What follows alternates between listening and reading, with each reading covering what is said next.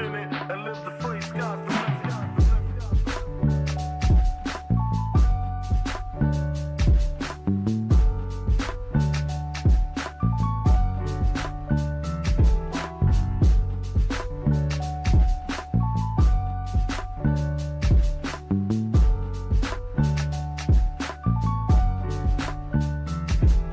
Never been as broke as me. I like that. When I was young, I had 2 pair of leaves. Besides that, the pinstripes and the gray. The one I wore on Mondays and Wednesdays. While niggas flirt, I'm sewing tigers on my shirt and alligators. You wanna see the inside? I see you later. They come the drama. Oh, that's that nigga with the fake. Wow, why you punch me in my face? Stay in your place, play your position. Become my intuition. Go in this nigga pocket, rob him while his friends watch it. And hoes clock it. Here comes respect. His crew's your crew, or they might be next. Look at they man, big man, they never try, so we roll with them. I stole with them, I mean loyalty. Niggas bought me milks at lunch. The milks with chocolate, the cookies, butter crunch, 80 lunch, 80 lunch.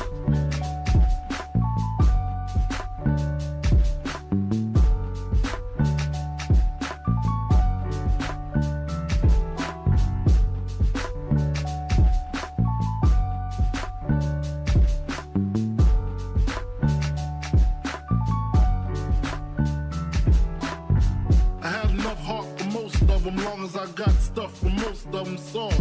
Even when I was wrong, I got my point across. They depicted me the boss. Of course, my orange box cutter make the world go round. Plus I'm fucking bitches ain't my homegirls now. Start stacking, dabbled in crack, gun packing. Nickname Medina, made the scenes, took my Ninas. From gym class to English, pass off for global. The only nigga with a mobile. Can't you see like total? Getting larger in waist and taste. Ain't no telling where this felon is heading. Just in case, keep a shell at the tip of your melon. Clear the space. Your brain was a terrible thing to waste.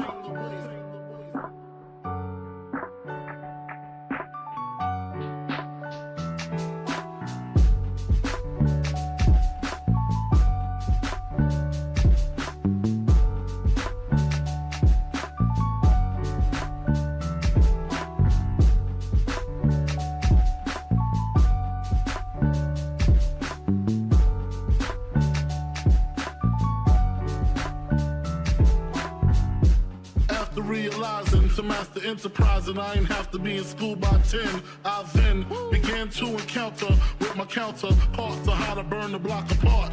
Break it down into sections. Drugs by these selections. Some use pipes, others use injections. Syringe sold separately. Frank the deputy, quick to grab my Smith & Wesson like my dick was missing. To protect my position, my corner, my layer. While we out here, say the hustler's prayer. If the game shakes me or breaks me, I hope it makes me a better man.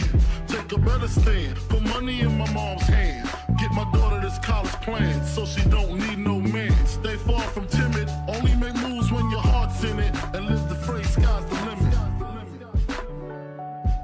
Motherfucker.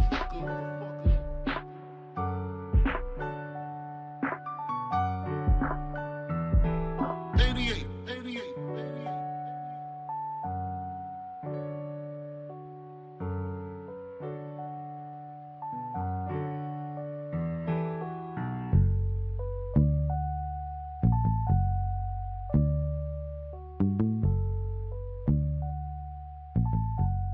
And live the phrase, sky's the limit.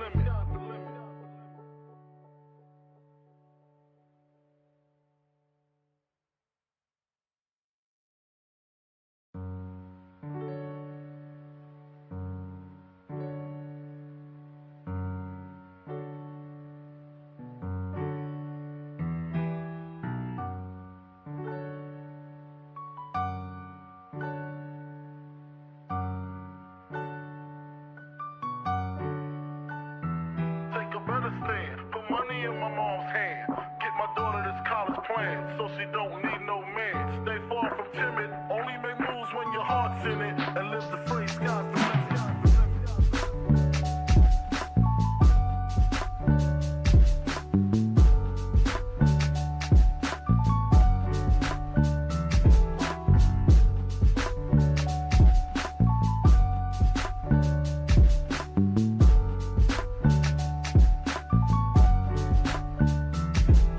Never been as broke as me. I like that. When I was young, I had 2 pair of leaves. Besides that, the pinstripes and the gray. The one I wore on Mondays and Wednesdays. While niggas flirt, I'm throwing tigers on my shirt and alligators. You wanna see the inside? I see you later. Here come the drama. Oh, that's that nigga with the fake. Wow, why you punch me in my face? Stay in your place, play your position. Here come my intuition. Go in this nigga pocket, rob him while his friends watch it, and hoes clock it. Here comes respect. His crew's your crew, or they might be next. Look at they man, big man, they never try, so we roll with them. I stole with them, I mean loyalty. Niggas bought me milks at lunch. The milks with chocolate, the cookies, butter crunch, 88.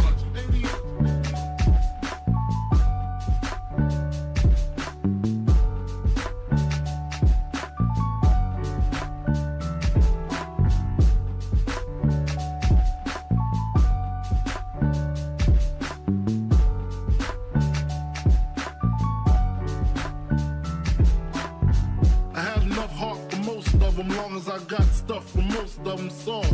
Even when I was wrong, I got my point across. They depicted me the boss. Of course, my orange box cutter make the world go round. Plus I'm fucking bitches ain't my homegirls now. Start stacking, dabbled in crack, gun packing. Nickname Medina, made the scenes, took my Ninas. From gym class to in-glass, pass off for global. The only nigga with a mobile. Can't you see like total? Getting larger in waist and taste. Ain't no telling where this felon is heading. Just in case, keep a shell at the tip of your melon. Clear the space. Your brain was a terrible thing to waste.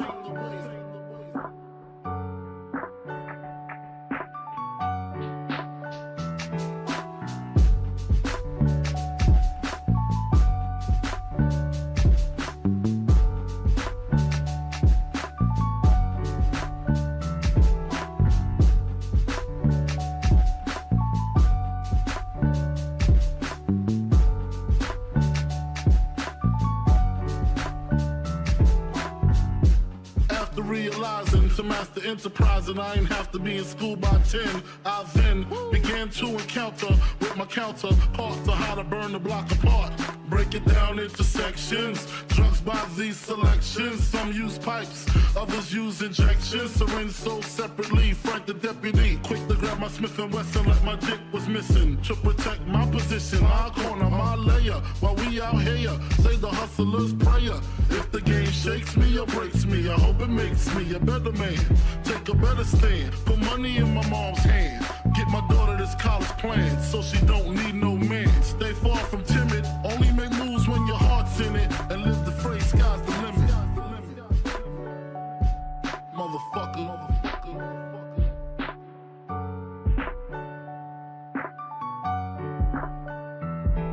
88.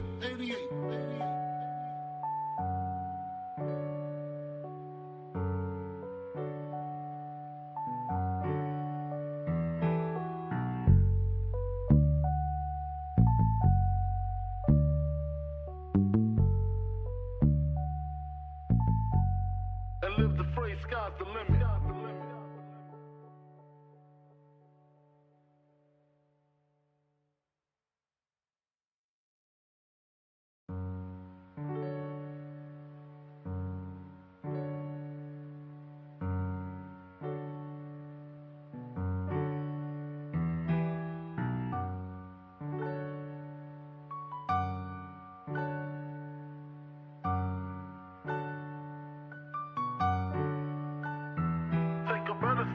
Put money in my mom's hand. Get my daughter this college plan so she don't need no man. Stay far from timid. Only make moves when your heart's in it. And live the phrase, sky's the limit.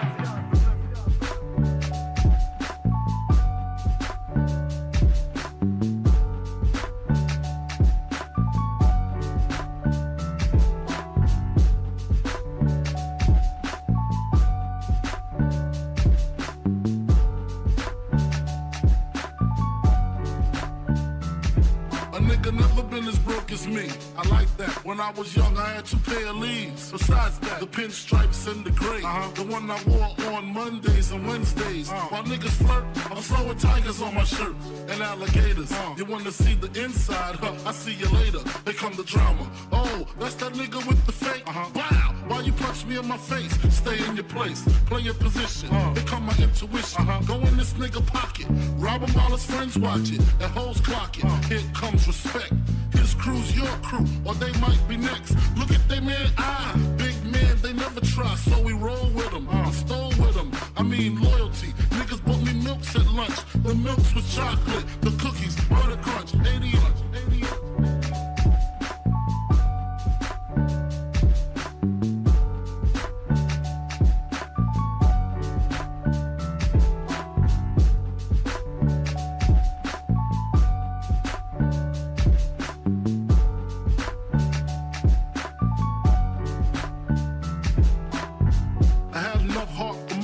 Long as I got stuff for most of them soft.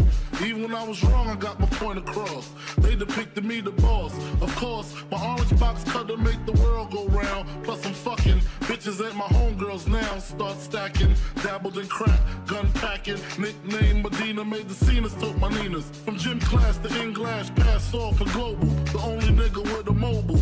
Can't you see like total? Getting larger in waist and taste. Ain't no telling where this felon is heading. Just in case, keep a shell at the tip of your melon. Clear the space. Your brain was a terrible thing to waste.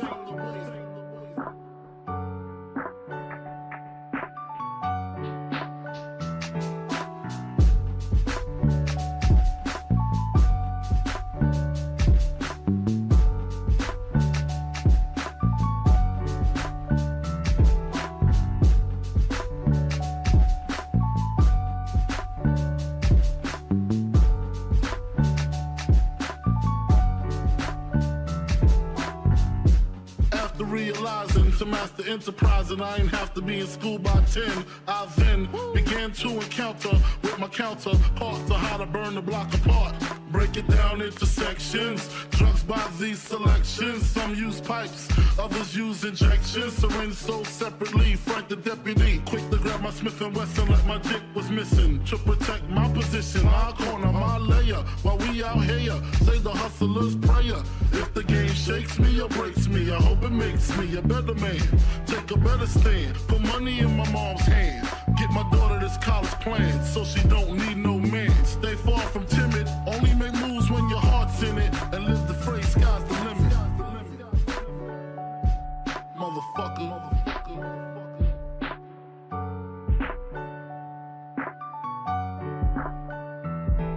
88.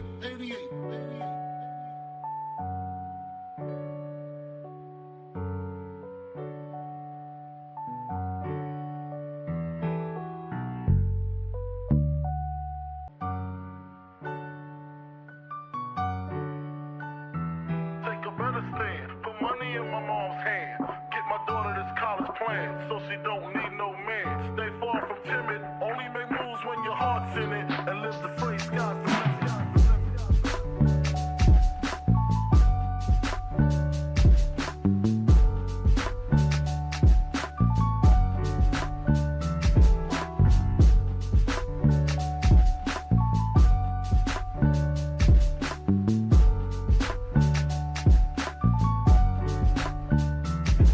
Nigga never been as broke as me. I like that. When I was young, I had 2 pair of leaves. Besides that, the pinstripes and the gray. The one I wore on Mondays and Wednesdays. While niggas flirt, I'm throwing tigers on my shirt and alligators. You wanna see the inside? I see you later. Here come the drama. Oh, that's that nigga with the fake. Wow, why you punch me in my face? Stay in your place, play your position. Here come my intuition. Go in this nigga pocket, rob him while his friends watch it. And hoes clock it. Here comes respect.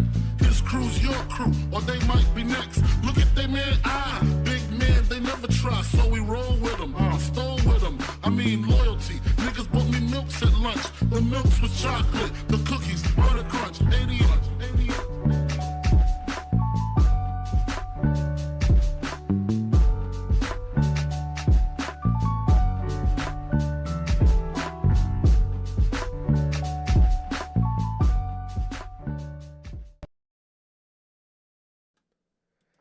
Man. Oh, fix this per usual. Man. Shit. What is going on, everybody? So, first of all, I want to apologize if you scroll past our video on the sub box because the thumbnail looks different. So I apologize for that. But once you made your way here, welcome aboard, everybody. Welcome aboard. So, what is going on, everybody? What is going on? We are back. We are back with yet again another edition of the Notorious Heels Podcast, man. We are 1 week away from episode 200.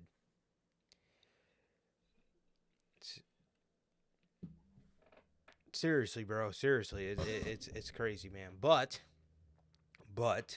with that, we are. Like I said, we are about 1 week away from episode 200 and about 2 months, almost to the date, away from the 4-year anniversary of the Notorious Heels Podcast, man. So, coming up on that time of year again. Our yearly anniversary show.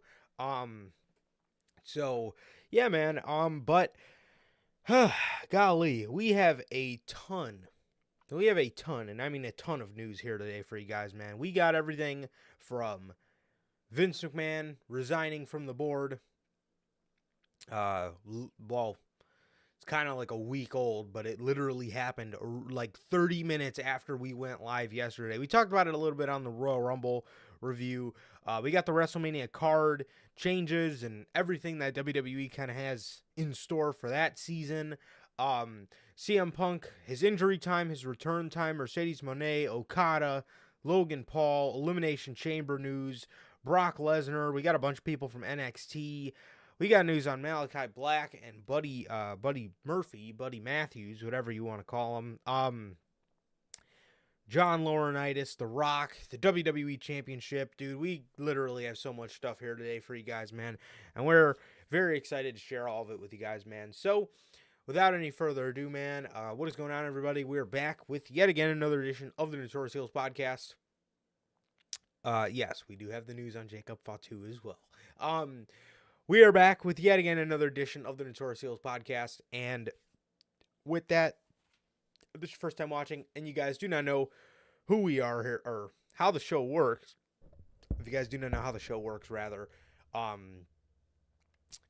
we are live every Monday for Notorious Unscripted, and every Friday at 4 p.m. Central for the news, man. Also on Monday, that is obviously after Monday Night Raw goes off the air. So, yes, Monday after Monday Night Raw for Notorious Unscripted, and Friday at 4 p.m. Central with the news, man. Also, for the Big Five for WWE and the Big Five for AEW, we are live directly after with the post-show review. Also, if you guys have not got a chance to watch Monday's episode of Unscripted, has WrestleMania 40 been flipped on its head? You guys can watch that on all platforms, as well as all the shows from the weekend, the last week's episode of news, the Royal Rumble review, and like I said, Monday's Unscripted. You guys can watch those on all platforms. That is Anchor, Spotify, Google Podcasts, Apple Podcasts, and if you want to see it first, join us right here, live every Monday after Monday Night Raw for Notorious Unscripted. Also, if you guys have not got a chance to pick up some of the official Notorious Heels Podcast merchandise, you guys can now get this live on the merch shop. That is bonfire.com. Link is at the top of the description of this very video, man. You got all 8 of these beautiful designs and more available on there for you guys, man. You have the very best that the IWC has to offer right here, man. You got the Chicago flag design. You got the Uncrowned Kings of the IWC design. The base logo design. The Riddler-inspired IWC's Best Kept Secret design. The Notorious World Order design. The Grand Slam design, the Scratch logo, and the only community that matters. All 8 of these beautiful designs, plus more, are available on the merch shop for you guys. Again, that is bonfire.com. Link is at the top of the description of this very video, man. Also, if this is your first time watching, guys, do not know who we are here at the Notorious Heels Podcast. I am Johnny Mayhem, one half of the host of this very show. And as for the other half, we got my man Sir K here. How's it going, man?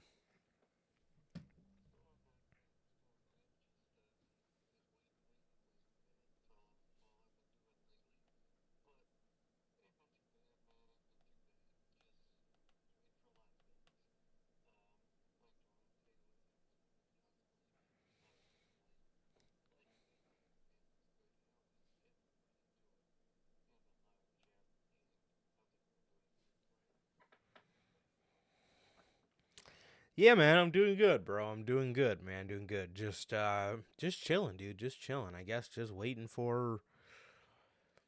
Uh, I don't even know anymore. I don't fucking know.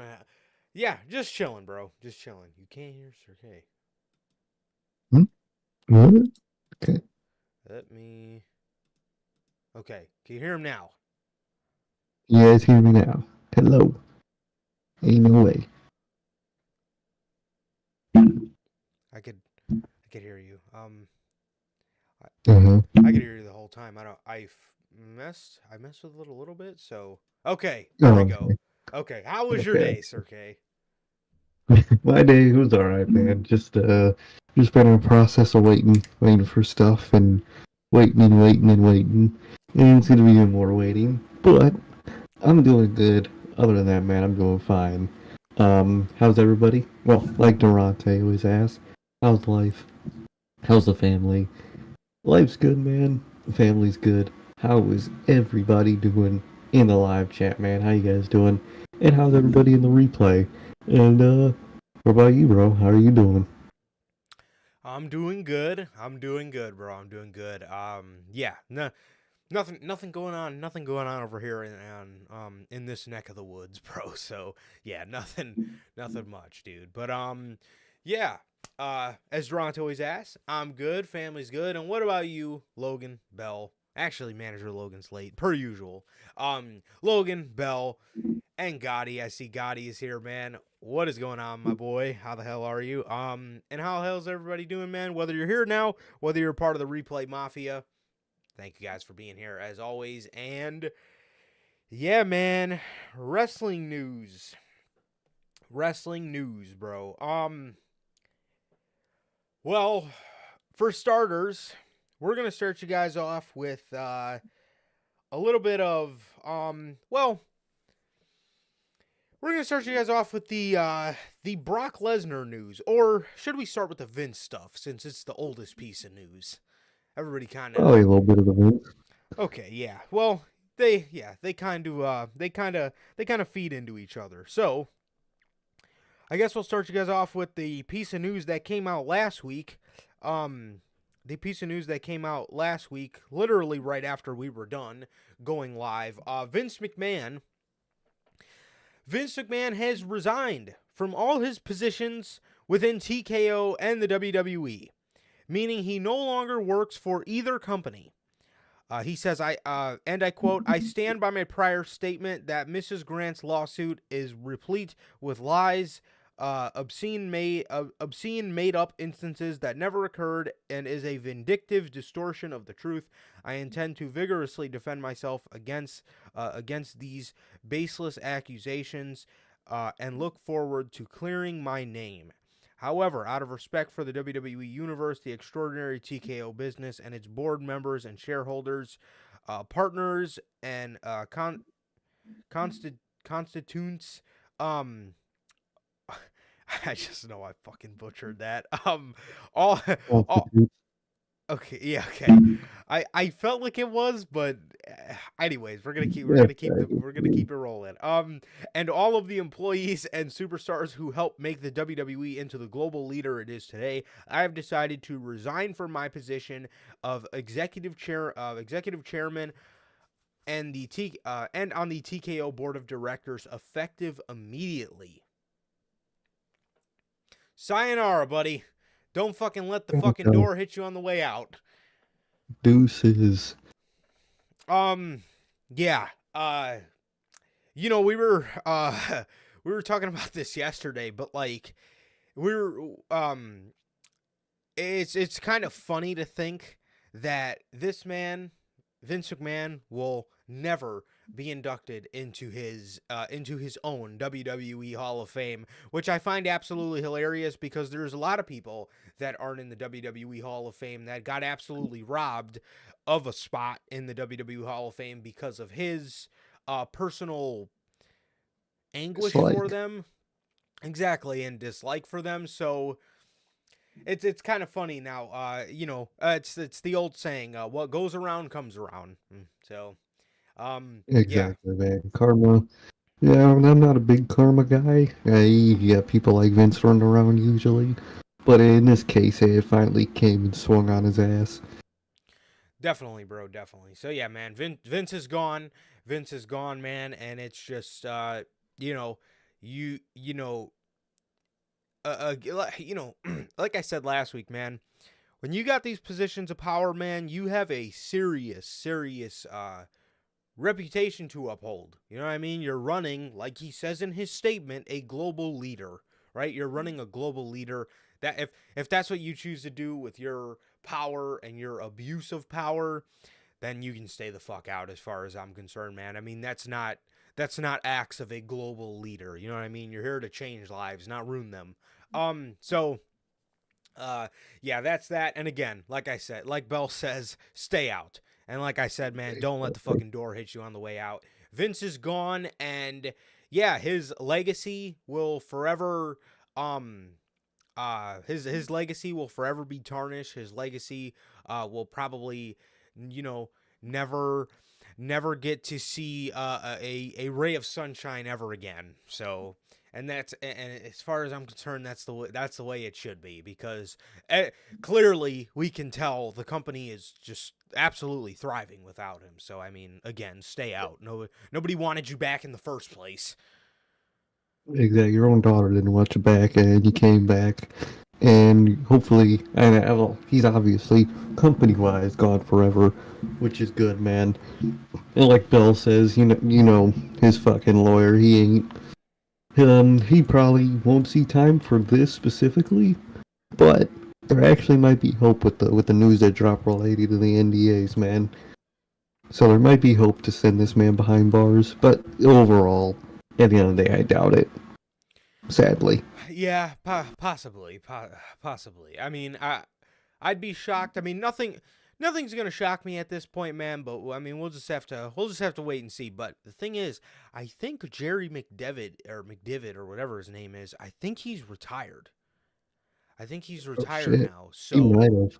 yeah, I think he's retired now, dude. And to be honest, bro, if I'm Jerry, I've gotten Vince out of a lot of shit. I don't know I'm taking on this case, bro. I Yeah, I it's kind of a. yeah, I don't know. I don't know if I might stay in retirement. I might stay in retirement for this one, man. I think I'm gonna stay on my fucking beach, and enjoy paradise. I don't think I'm coming out of retirement to go on this one, but yeah. Uh, Mm, Even then, I think this case would just be too muddy for him. I wouldn't touch yeah. it if I was him. Yeah, I wouldn't either, but again, nothing would shock me when it comes to Vince, to be Yeah, 100% honest with you. like, this man got him on a lot of shit back then. Who knows what he's willing to do now, and how much depends on how much Vince is gonna pay him for that. Right. Right. So, yeah, it's definitely an interesting situation, but as of right now, man, he is not on the board of directors or the executive chairman of the board, or the executive chairman for or whatever position he has for TKO, man. So he's gone. Yeah, he's gone, dude. And it almost makes me wonder. So they inducted The Rock on the board of directors for TKO a couple days prior to this. It's almost like, you know, I knew it was coming. it's almost like they knew. It's almost like they knew it was coming, man. It's almost like they knew it was coming, and it's like he, um, you know, yeah, like I was saying, it's almost like they knew he was coming, and they almost wanted to replace that spot with somebody who's knowledgeable of pro wrestling as well. You know what I mean? It's almost, yeah, it's literally almost like they just flat out replaced his ass. But yeah, that's I mean, that's definitely what we're saying. they probably knew the storm was coming. They probably got info from the various news sites that the the New York Post or whatever company they are was about to drop it, and they probably knew it was going to happen. They probably did. So So that's. Mhm. half of those guys are probably the ones that sent it to them. For being honest, Oh yeah, yeah, you know. I mean, you I just know. know. I mean, dude, My goat, Nick fucking Khan, all because of you. seriously, bro, and like, Ari Emanuel was fucking quoted saying it a couple months ago that Vince could be detrimental to the company, and this was before any of this came out. Like, Mm-hmm. they knew it. Everybody there knew it.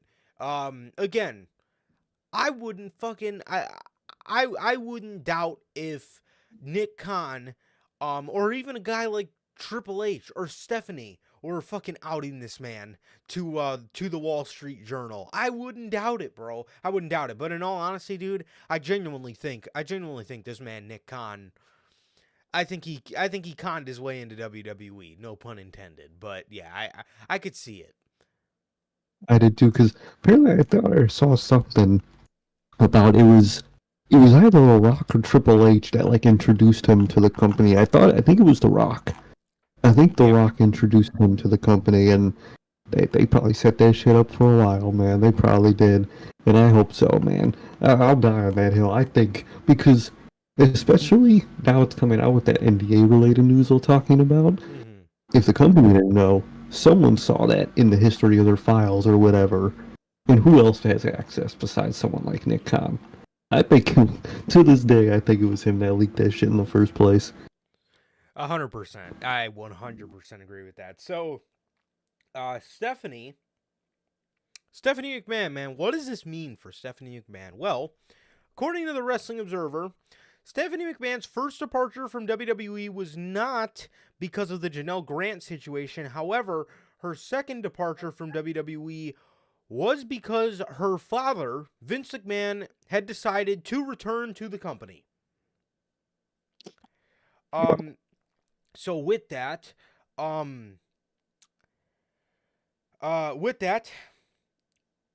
according to PW Insider, WWE is hoping that they can convince former executive Stephanie McMahon to return to the company since her father, Vince McMahon, has recently departed. Stephanie departed WWE just days after her father weaseled his way back in last year. In May of 2022, Steph stepped down as chief brand officer. She wound up returning after Vince McMahon was accused of sexual misconduct as he resigned for the first time during the belief period of the time she operated as co-CEO with Nick Khan. Once her father returned, she decided to leave again in January of 2023. That's insane, man. That's insane. How do you, like, I mean, we know why, but, like, how does your daughter not like you that much where she leaves a multi-billion-dollar company just because you stepped right back in? That's how you know you're the bad guy. That just so happens to be the family business. She left the family Literally. business.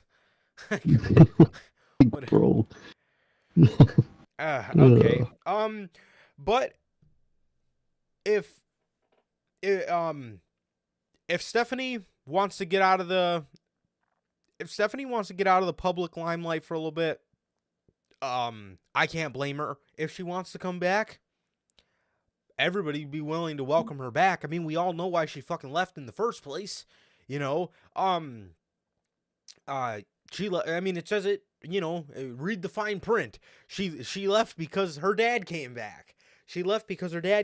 So, you know, we all know now that her dad's gone, WWE's probably going to be a better place, and I wouldn't doubt if she made her way back into the company, bro. And I'd be all for it, man. I'd be all for it. So, yeah, man. I mean, hopefully we can see Stephanie back, but we'll just have to wait and see on that, man. Hopefully, dude. Hopefully we see her back, man. Definitely, man. So with that,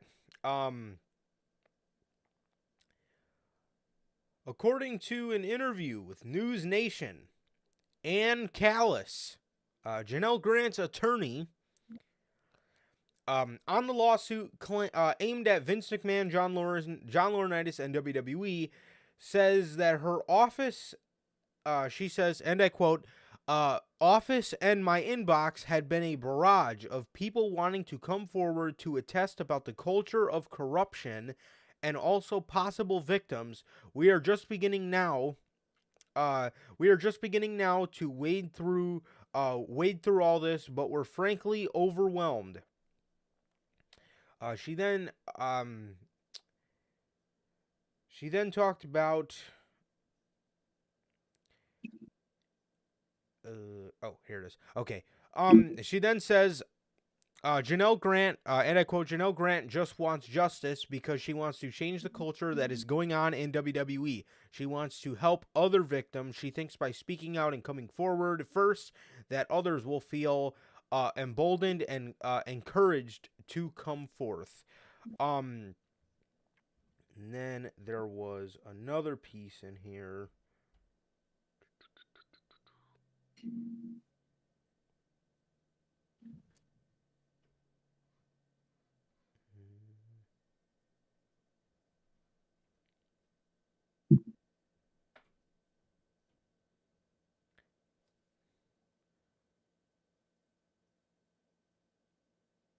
Golly.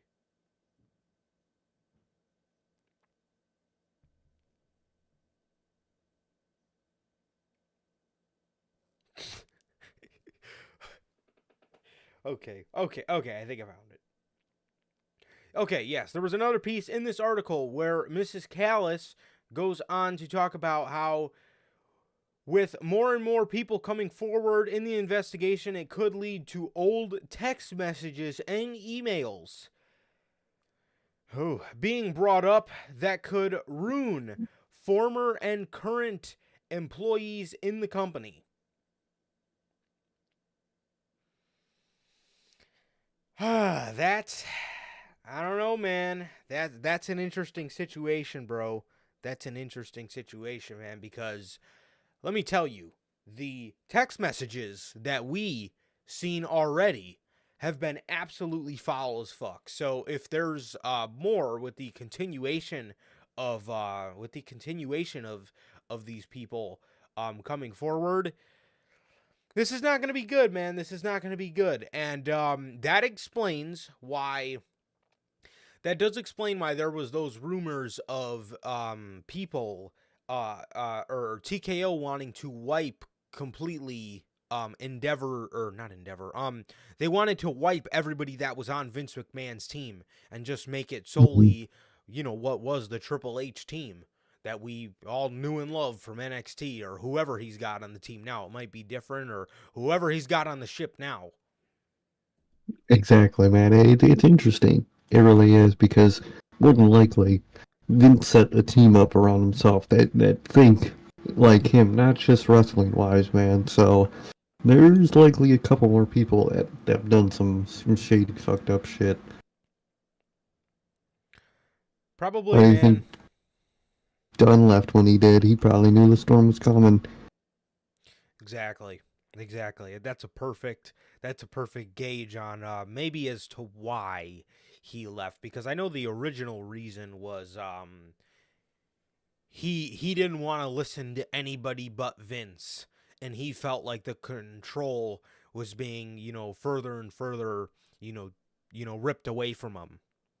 But the more stuff like this comes out, man, it really just makes you think, what was the real reason, Kevin Dunn left? Again, he probably knew. And a lot of people say the same thing with Brock. In his last match with Cody Rhodes, which could possibly be his last match ever at this point, he did something that everybody was shocked by. He walked up to Cody and he shook his hand and he showed respect and he put Cody over in a way that Brock Lesnar's never done before. I mean, that's taboo, when it comes to Brock Lesnar. Nobody envisions Brock Lesnar doing some stuff like that, but all of a sudden now is the time Brock Lesnar, not his last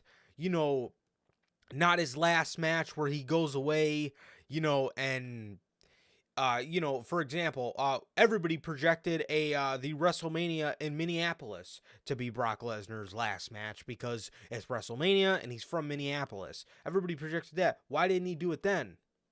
You know what I mean? Why did he do it? Why did he do it at SummerSlam in Detroit in 2023 of all times? It's almost like maybe he knew. Why did he walk out when Vince left? So The evidence has been there all along. We just didn't know it. Exactly. We all just thought it was because of the just connection that Vince has to all of the older kind of guys, you know, the Undertaker, Brock, you know, why are these guys all, you know, Vince McMahon loyalists? Well, we just thought, you know, we all just kind of thought it was because Brock, or just, I don't know, just because, you know, he helped shape these guys and help, you know, mold these guys into their characters. But at least up until this point, the stuff with Brock is a lot darker. A lot darker, man. So yeah, it's I don't know, dude. I don't know. It's interesting. It's a very interesting situation. But with that, the news that it dropped today, man, is so.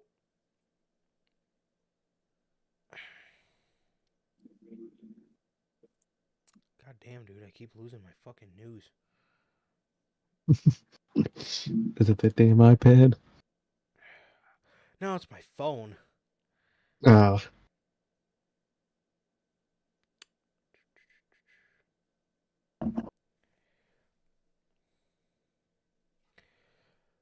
Golly, give me 2 seconds.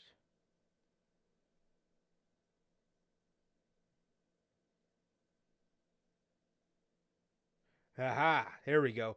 Okay, so breaking per the Wall Street Journal. This was just a couple hours ago. The Wall Street Journal is reporting the FBI have started an investigation on Vince McMahon for a sexual assault and sex trafficking since last year. New York prosecutors have reportedly been interviewing a number of women who have been accused of who have accused Vince McMahon. It has also been clarified that this is the reason why McMahon executed a search warrant of Vince McMahon's home, or why there was a search warrant executed for the home of Vince McMahon in the summer of 2023.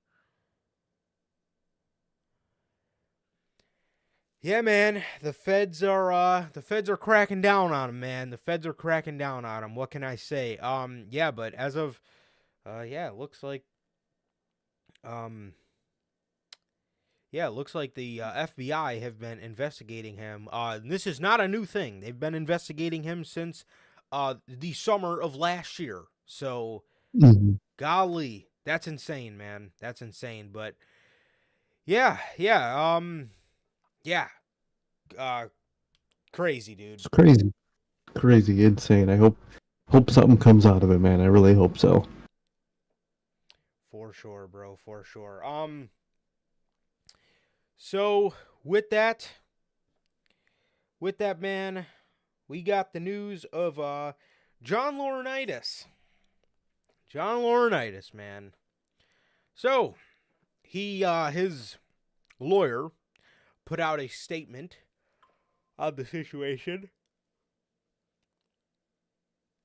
And this is what they had to say. And I quote: "An attorney for John Laurinaitis appeared to elaborate appeared to elaborate the central claims in the sex trafficking lawsuit while questioning Laurinaitis' role as described in the complaint. Edward Brennan, the attorney, said his client is a victim, as is the plaintiff, Janelle Grant. A former WWE employee, Brennan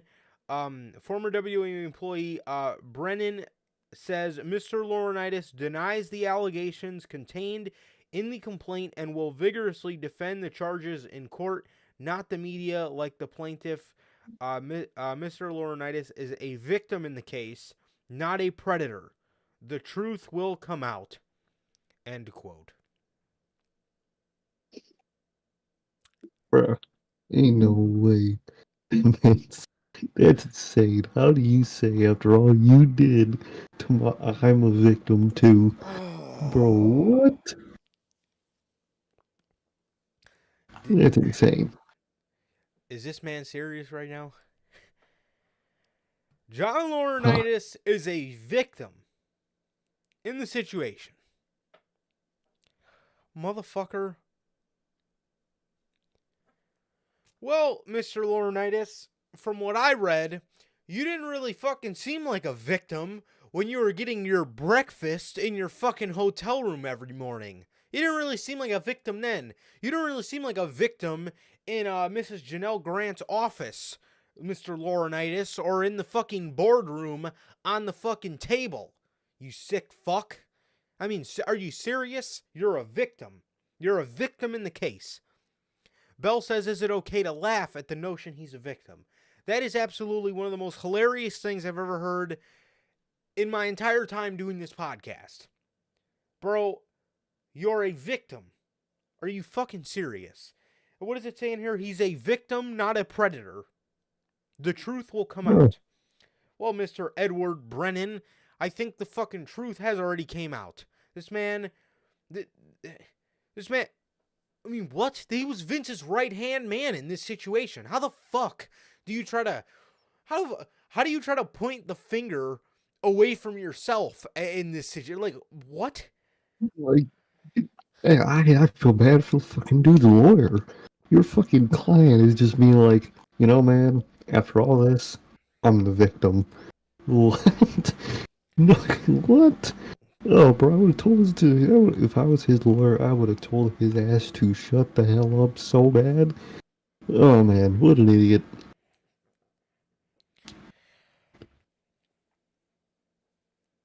Yeah, dude, I mean, what do you even say here, bro? I mean, honestly, man, the, what? Okay, all right. Yeah, everybody. John Laurinaitis is a victim in the situation. Bro, again, absolutely Wild. one of the most wild fucking things I've ever read in my entire time doing this podcast, bro. I mean, bro, oh, what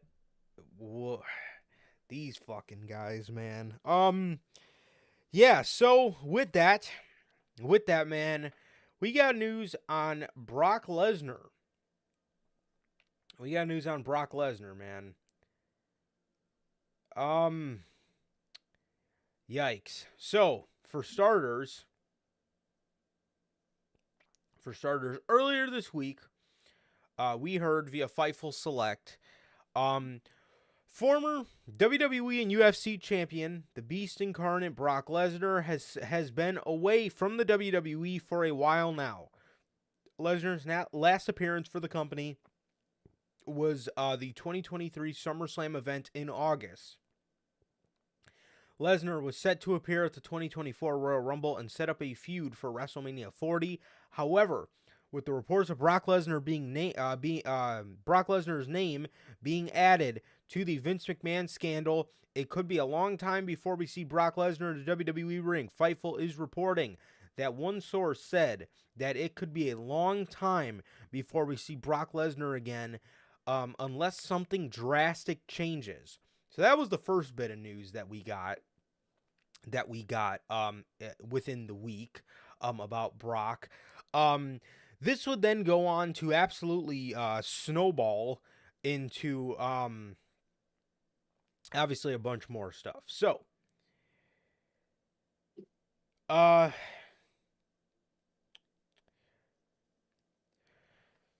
I mean, in terms of creative, Brock Lesnar, this is from PW Insider.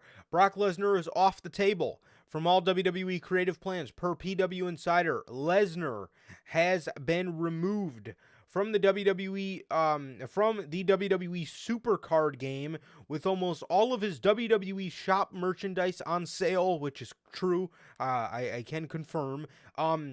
This comes after Lesnar was allegedly referenced in the lawsuit against Vince McMahon. And with that, also, it seems that Brock Lesnar was scheduled for a WrestleMania 40 match against Intercontinental Champion Gunther, which that match since has been canceled. Okay, so a lot to cover here. Man. So they removed him from WWE Supercard. And, in the report, it says, here we go. Yes, PW Insider reports that after the fans noticed Brock Lesnar disappearing from WWE Supercard game, they have asked around, and indeed Lesnar has been pulled from the mobile game, and no word was given on if he will be included in WWE 2K24 or not yet. But if I'm a betting man, if WWE's telling you, yeah, he was one of the guys involved. So Exactly. All this removal of merch and everything, it's telling you everything you need to hear. right, like I always say, man, the proof is in the fucking pudding. You know what I mean? This man, again, merch is on sale, creative plans being scrapped, WWE Supercards taking him out, and if all this is happening, probably won't see him in 2K24. If I'm a betting man, you probably won't. Lot to unpack here, man. Lot to unpack. The only person I feel bad for in this situation is Gunther. That would have been a mega match. That would have been a really, really cool story.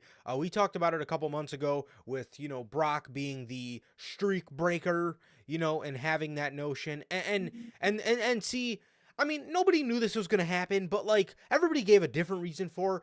This is the fucking reason why guys like fucking Brock Lesnar should not have taken somebody like Undertaker's streak. And I know that we didn't know about all this then, but Brock shouldn't have took it in the first place. Before we knew any of this, Brock should not have been the guy to beat the fucking streak. And now this makes an accolade like that even worse, because now they could probably never fucking bring up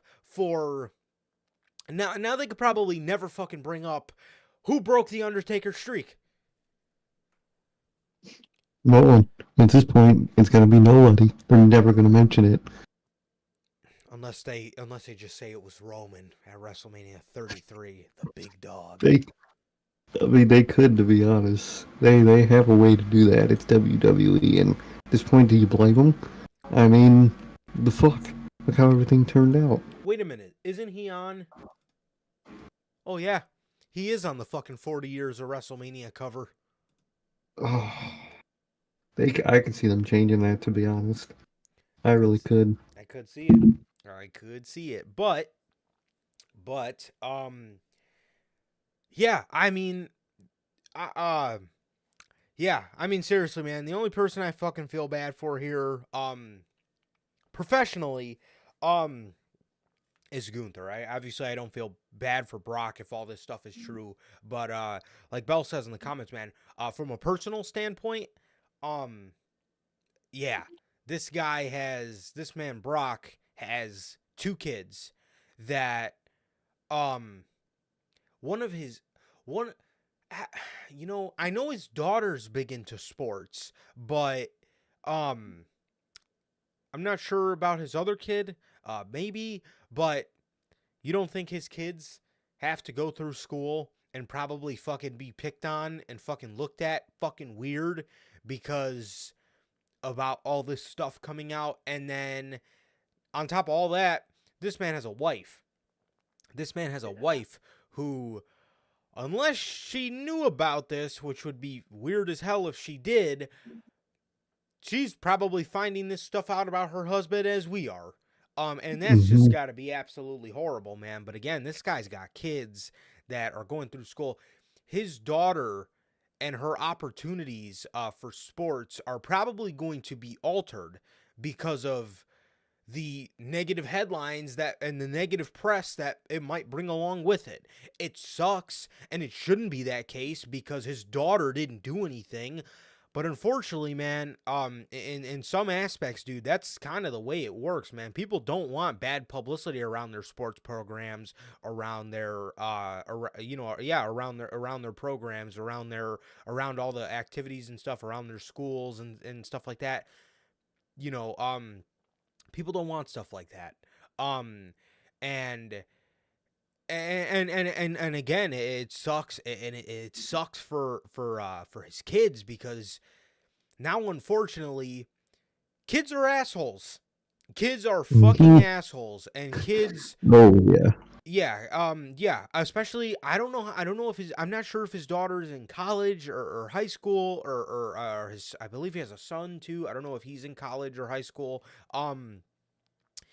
Kids are assholes, bro. And if they're at that high school level or even a college level, kids are ruthless, bro. They don't give a fuck. They will say very, very hurtful things to you, man. Unfortunately, man, they gotta live with that, and that sucks for them, and it breaks my heart for them because of something that they have no control over, and something that they probably didn't even know about. So it sucks, and it's heartbreaking. So again, personally, in this situation, man, you gotta feel for his family, because I couldn't even imagine what it would be like reading something like that, and figuring out the same time the rest of the fucking world did. And professionally here, the only person I fucking feel bad for is Gunther. Maybe a little bit of Triple H, because, I know, like I said on Monday, that probably tilted the whole fucking axis on his WrestleMania plan. So, sucks, dude. It sucks, but it really does suck, dude. But, and again, a guy like Brock, dude. We talked about it with Vince, but a guy like Brock who, whether anybody wanted to admit it for the longest time or not, Brock is one of the greats. And a lot of people talk about Brock. A lot of people talk about Brock and how his reputation is tarnished because of his part-time schedule. You know what I mean? Brock Lesnar is fantastic, right? He's a fantastic in-ring performer. But what was the one asterisk people put on Brock Lesnar's legacy? It was the fact that he never fucking showed up, right? And now but, in the grand scheme of things, that is something you can, move past if you just look past his body of work. But now we put this on there. And it's something that is absolutely going to tarnish the man's legacy beyond repair, if this stuff is true. And that fucking sucks, man. But at the end of the day,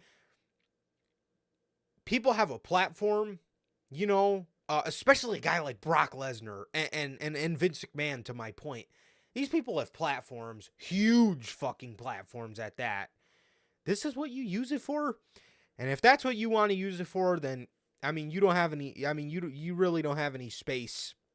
You really don't have any space, or have any, what's the word I'm looking for? You don't have any business having a platform anyway, as far as I'm concerned. Exactly, man. It really does suck for his family. Having to learn about this, learn this about their dad, their husband, all that. Sucks for feuds, certain few in WWE, like Gunther. I would say Triple H. Even like Cody, man. You shared that moment with the guy, and then you find out this. It's like, ooh, well, like if that never happened. It just sucks, man, for everyone that around him that isn't like him, that found this out about him. That's always horrible for people, man. And I wish the best to his family. Sucks. You gotta learn that about your own dad, your own husband. And yeah, he looks like he's out forever. And at this point, so he tarnished his own legacy, man, which sucks to see. But it's completely his fault, man, and it'll be tarnished and probably forgotten by most forever. Yeah, seriously, bro. So, again, it sucks. Obviously, we all wish none of this stuff happened, but unfortunately it did. And, people people got to pay their price, man. People got to pay their price. People got to own up to what they did, because that's absolutely ridiculous, man. Again, you gotta oh God, yes, you know, I was thinking that too when Sir K was talking. Professionally, dude, I genuinely do feel bad for Undertaker, man. Imagine the fucking streak that you know, that you built. You know, I mean, what was it? 20, what was he? 21 and 1, 22 and 1. I mean, dude, you know, 21 wins and 0 losses, and you finally fucking give in to, you know, taking that loss, and it's to Brock Lesnar. And again, nobody knew at the time any of this, so, you know, it just seemed like, you know, something. But at the end of the day, even when it happened, everybody agreed in unison that fucking Brock Lesnar did not need that victory in the first place. He did not need that. You know what I mean? But that's what Vince wanted. That's what Vince wanted. He gave Brock Lesnar the streak, and they say hindsight is 2020. They say hindsight, you know, is 2020 vision, bro, and you know it really seems that way, because you know 10 years later, here we are, and again Brock Lesnar's legacy is probably tarnished forever, and this guy owns the streak. Mm-hmm. And that sucks. And I only imagine what that feels like for Undertaker, dude. I mean, you spent so much time, put so much time into your character and your effort, and the effort of your character, and you put so much time into everything, man. And you give somebody the honor, the ultimate honor of the streak of beating Undertaker at WrestleMania, and this is what ends up happening, and it'll probably never fucking be talked about ever again. Imagine that. Imagine that. The fucking moment of the streak being broken will probably never be mentioned ever again. Crazy.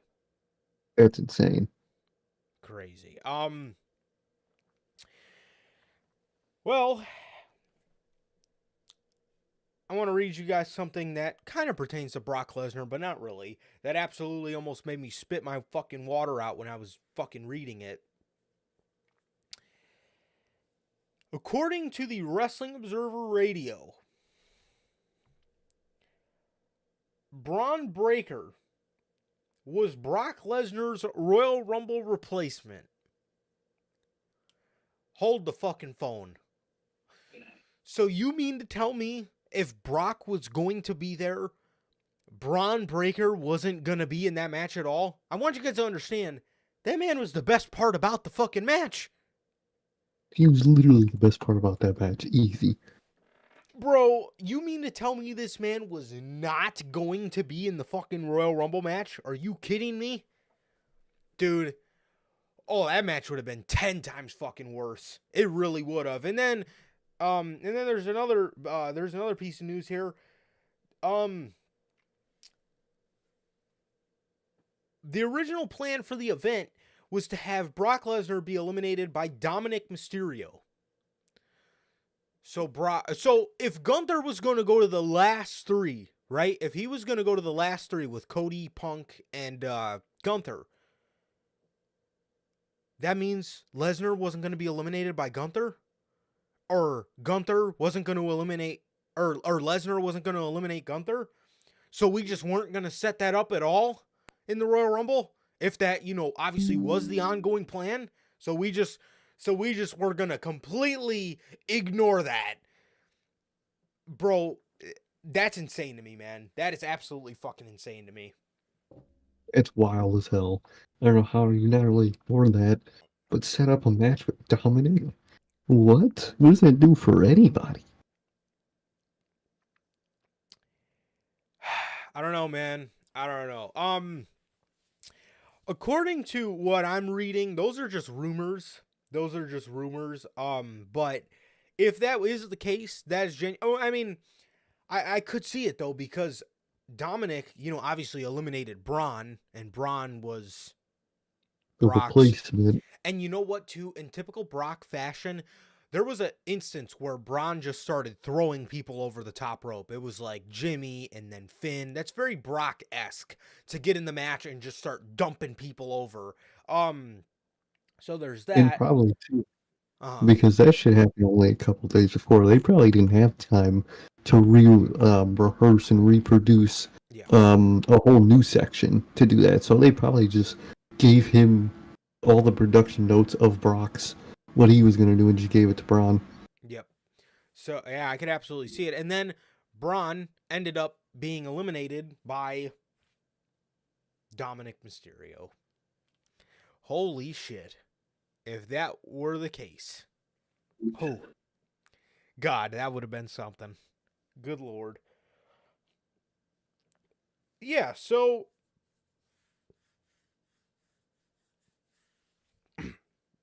yeah, man.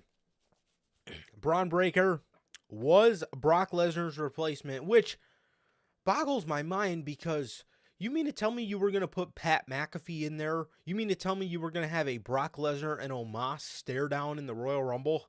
I mean, are you fucking serious? I mean, what is that? Yeah, Horrible.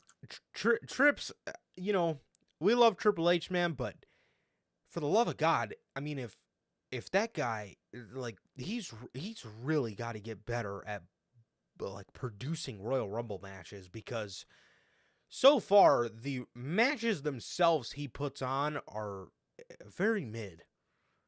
Yeah, they really are, man. They don't do them for. He doesn't do them for me.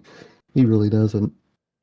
Seriously, man, seriously, like, God, like, geez, man, like, you really got to get better at that. You really do. So, next up, Fightful Select is reporting. These are the original plans for the Royal Rumble. Who was the original Royal Rumble winner? Well, Fightful Select reports that Cody Rhodes' victory at the Royal Rumble had been planned weeks before, and CM Punk's injury did not change the plans. Mm. This is interesting. Yeah, I could see it. I could see it, being that WWE does already make those Royal Rumble winner shirts, unless they make multiple of them. Which I could see. You know, due to plans just always changing, due to plans always being able to change, but you know, like I just said with Brock, hindsight is 2020, and obviously nobody knew that CM Punk was going to get hurt, but being that he did get hurt, it's probably a good thing that you know, Cody did win. And again, like I said in the Royal Rumble review, it does make sense. You know, Cody wins the Rumble, you put CM Punk in a Raw chamber, but obviously now, CM Punk is not at WrestleMania. So that's you know, something. But no, CM Punk looked great in the match, dude. It was, you know, it was really really just unfortunate circumstances, man. It really was. But yeah, so Cody was always the planned winner, and I mean, it also does make a lot of sense with Triple H wanting to update the history books, right? He updated them with Bianca last year. He updated them with Gunther in September. So, wanting to update the history books and put a current guy, the first to do it in 20 years or whatever, that, you know, went back-to-back Royal Rumbles, it does make sense. Is it something I prefer? No, but, you know, from, I guess, his perspective of the updating the history books, I do get it. Definitely, man. Definitely. It makes sense. Kind of shocking. I thought Punk was the winner, and, you know, due to injury was changed. I guess not, man. And that makes it more interesting for his return, man. Who knows how they're going to do it? Maybe when Punk returns, he could win the Money in the Bank. You know, maybe. Or he could just win the Rumble next year, man.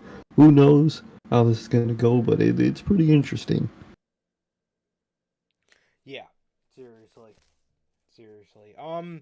So Jordan Grace, man.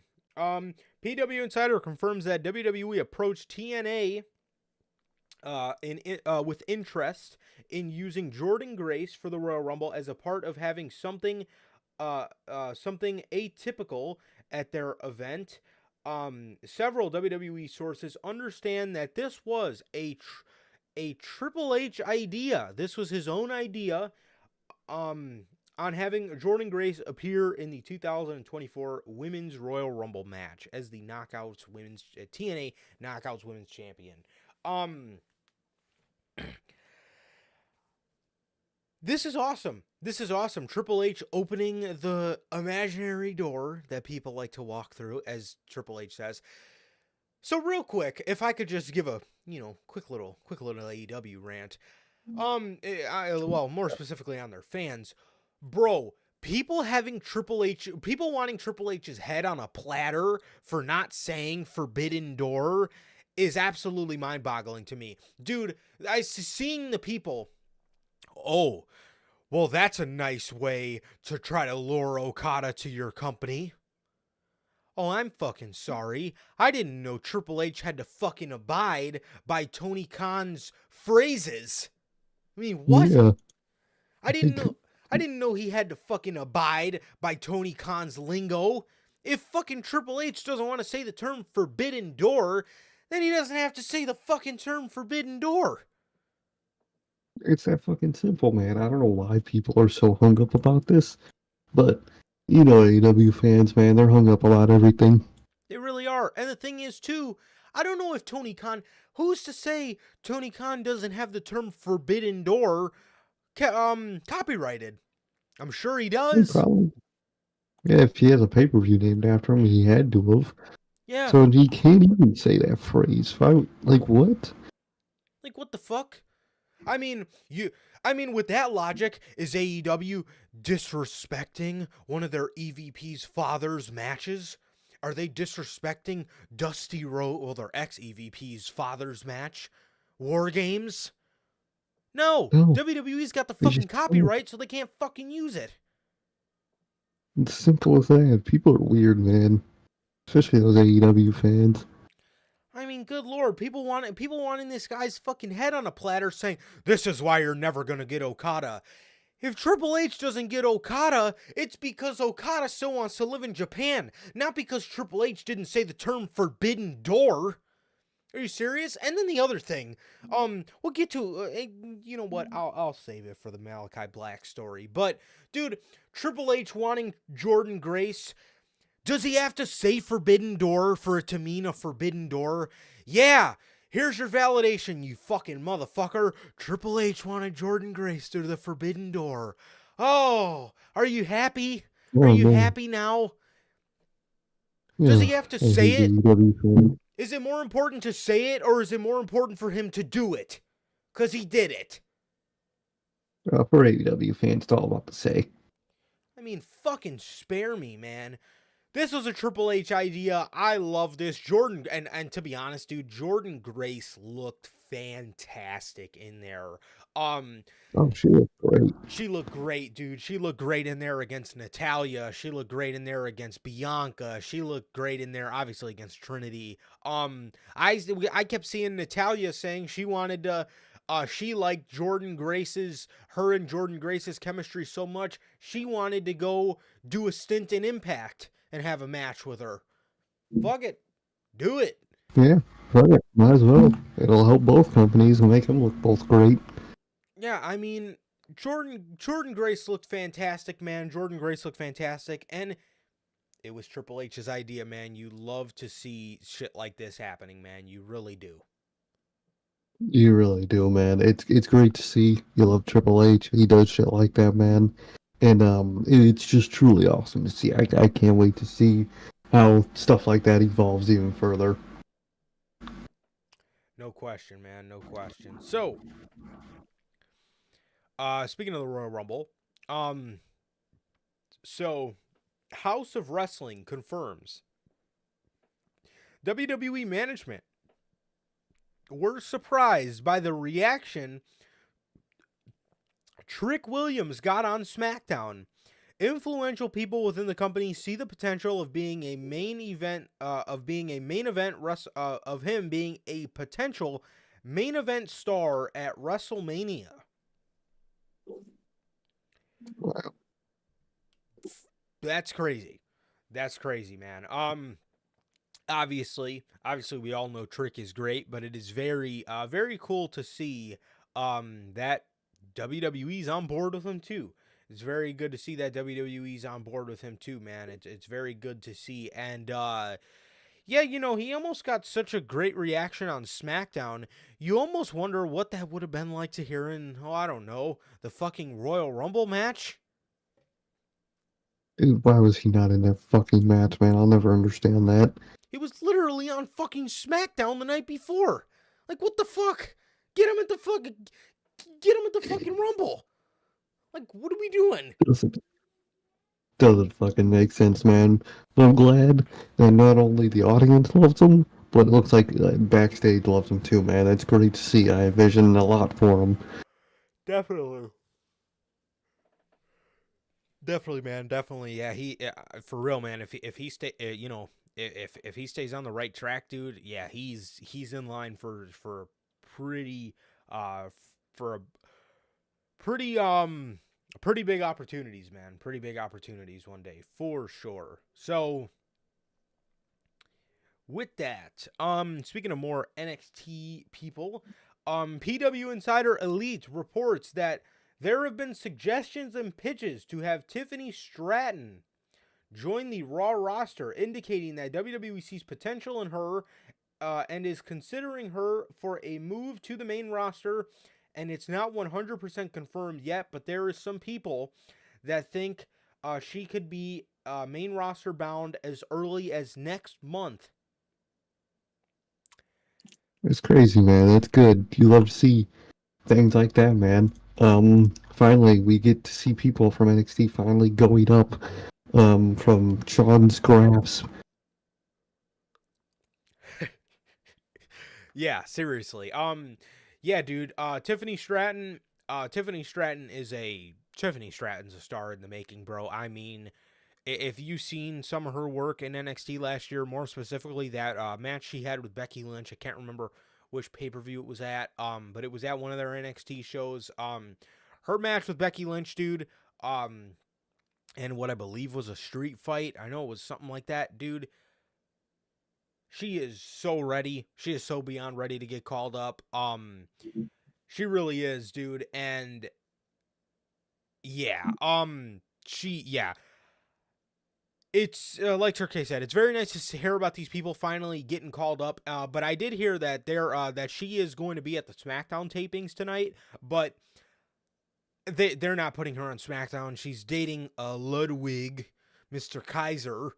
So they're obviously going to put her on Raw, but seriously, bro, if they can call her up as early as possible, I think that would be for the best. But dude, the Raw and SmackDown after WrestleMania, I think are probably the best bets you have of calling her up, and that's where I would call her up. There's really no point in calling her up before WrestleMania. You know, I would say just save her for the Raw after WrestleMania, dude. You could have Jade debut, you could have Tiffany, and then on SmackDown, you could have like Roxanne Perez and you know, whoever you know, get called up on that show. But yeah, so nice to hear about Tiffany getting called up, dude, because yeah, she's a fucking stud, man. She's a stud. She is a star in the making. Absolutely, man. She definitely is. And I can't wait for her to get called up, man. I really can't. So with that,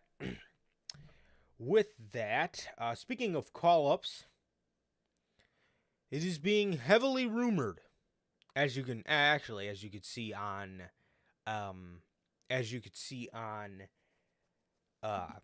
WWE television, as we talked about on Monday. Nick Aldis took a phone call from this man, but Braun Breaker. It is being heavily rumored that Braun Breaker will officially be called up soon, and his first premium live event will be against Dominic Mysterio at Elimination Chamber. I'm assuming this was, again, going to be the Brock spot, but I think so. I would honestly, I know SmackDown's been talking about getting Braun, but to be 100% honest, I would put him on Raw. Um, I would put him, Personally. yeah, I would put him on Raw. Just me personally, man, I feel like there's a lot more that he could do on Raw. I don't really know really much of what he could do on SmackDown. Maybe a feud, maybe a feud with returning maybe a feud with a returning Sheamus, but then, I mean, you're kind of booking yourself into a corner, unless Sheamus is about to leave the company, because then he could just put him over, but maybe something like that. Maybe he could feud with Pete Dunne. I don't really know what there is for him on SmackDown.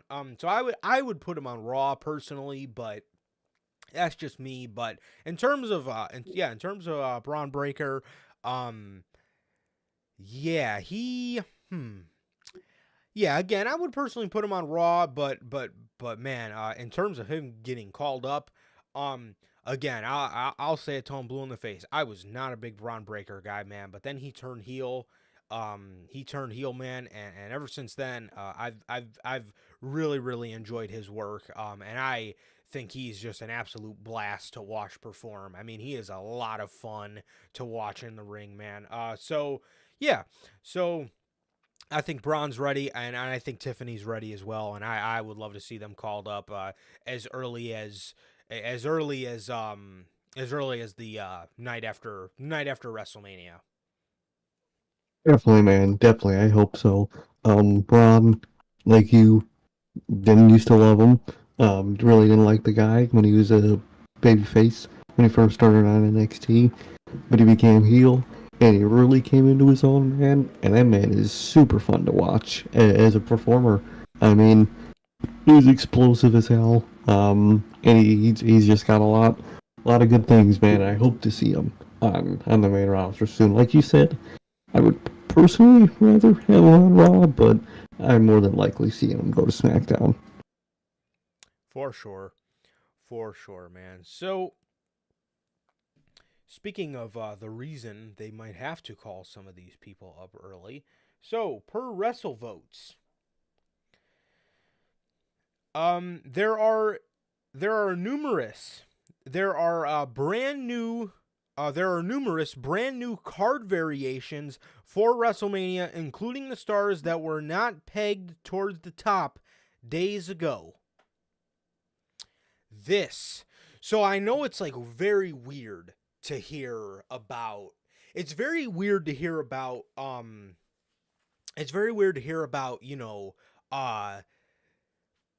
people getting called up before Mania. Like, it almost just is kind of a no-brainer. Just wait till the Raw after Mania, right? This is honestly a lot of the reason. I think a lot of these injuries, and then obviously the Brock situation, has played a really big part in why a lot of these guys have to kind of be called up a little bit earlier, because they might need them for WrestleMania, or at least the card variations that Triple H has written might have them, involved in it. So I could see it, but this is very cool to hear that Triple H has many variations of the card, just in case something happens. I mean, it's very nice to hear, dude, because back in the day, man, with Vince McMahon, somebody goes down and they fucking slot fucking whoever into that spot. 9 times out of 10, Vince McMahon would just vomit Brock Lesnar out at you. That was his fucking answer for literally everything. Oh, Randy gets hurt. Give Roman Lesnar again, even though he got out of a feud with him. I mean, like, he would literally, you guys know, man, he would vomit Brock Lesnar out at the drop of anything. But it's nice to hear that Triple H has many variations of a Mania card. Definitely, man. It's really nice seeing it. Like you said, or like you read off. It's nice to see a lot of names that weren't at the top of the card being put to the top of the card for circumstance, man. I like that. I like that a lot, and it gives people opportunities, man, and it's great to see. It really is. For sure, man.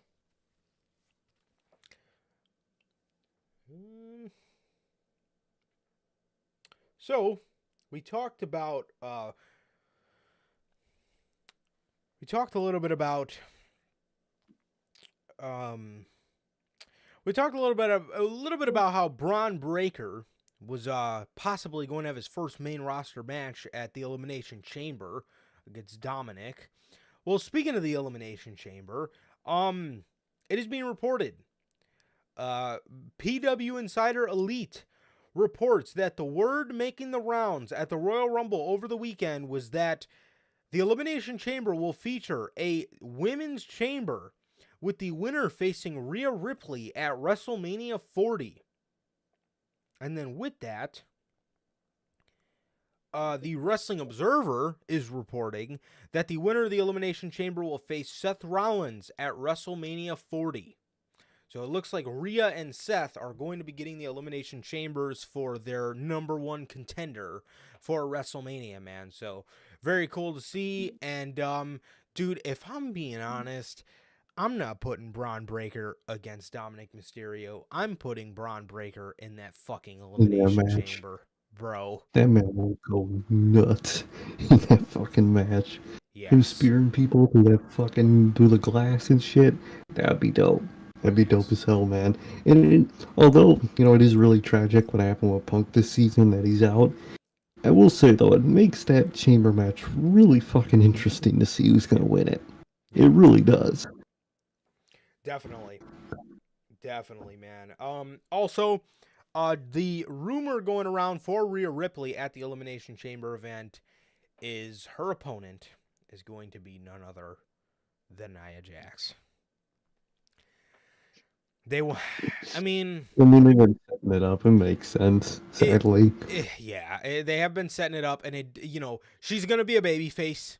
In Australia, she's obviously going to be playing the babyface, and I could, I do get they want to give her a dominant heel to overcome.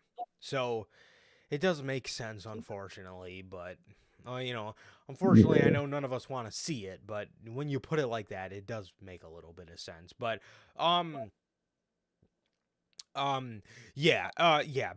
Becky's absolutely taking the women's chamber, but I don't think Becky goes on to win at WrestleMania. I think Rhea Ripley goes on to win that match against Becky Lynch. There's no fucking way you put Becky Lynch over Rhea Ripley right now. There's no way. Yeah, I don't think there's any way that can happen, man. I wouldn't be completely shocked, but I don't think it's gonna happen. Yeah. So,